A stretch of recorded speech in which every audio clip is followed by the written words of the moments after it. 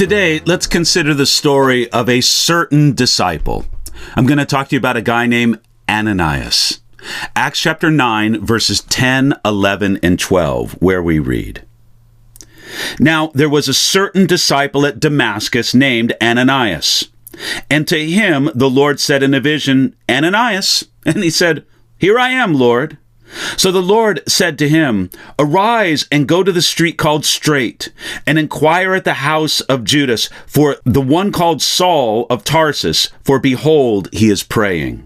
And in a vision he has seen a man named Ananias coming in and putting his hand on him, so that he might receive his sight.'" Now, we don't know anything about this man named Ananias from either before or after this meeting with Saul. We don't know how he came to Damascus or what happened to him afterwards. From what we do know, we can think of him as an average follower of Jesus. He was just as the text tells us, a certain disciple. You see, Ananias was an ordinary man. Not an apostle, not a prophet, not a pastor, not an evangelist, not an elder, not a deacon. Yet God used him because he was an ordinary man. If an apostle or prominent person had ministered to Saul, people might say that Paul received his gospel from a man instead of from Jesus. In the same way, God needs to use the certain disciple. There's special work for ordinary people like us to do. In theory, it really wasn't necessary that God use a man like Ananias for this work in Saul's life at all. Being simply a certain disciple, we may say that God simply used Ananias because God loves to use people, and Ananias was a willing servant. So God spoke to Ananias in a vision, in a completely different way than he spoke to Saul. Saul had a bold, almost violent confrontation with God on the road to Damascus.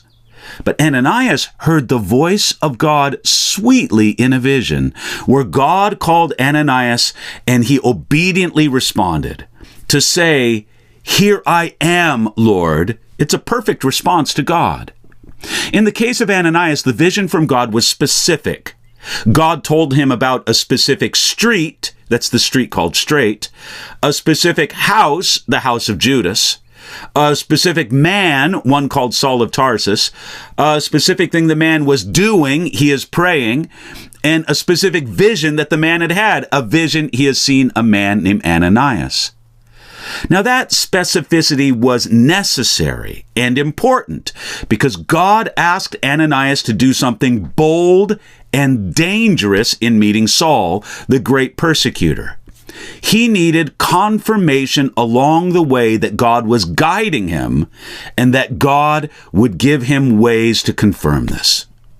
The change in Saul was clear in those words, "Behold, he is praying." One may say that Saul, this great persecutor of Christians, had never really prayed before. He merely repeated formal prayers. Before this, his prayers were more mechanical than spiritual. Before this, he had never prayed with Jesus as his mediator. Before this, he had never prayed in Jesus' name. Before this, he had not prayed with a humble heart near to God. Saul had said many prayers, but he had never truly prayed until this moment. So here's a question to close with today. Have you truly prayed today?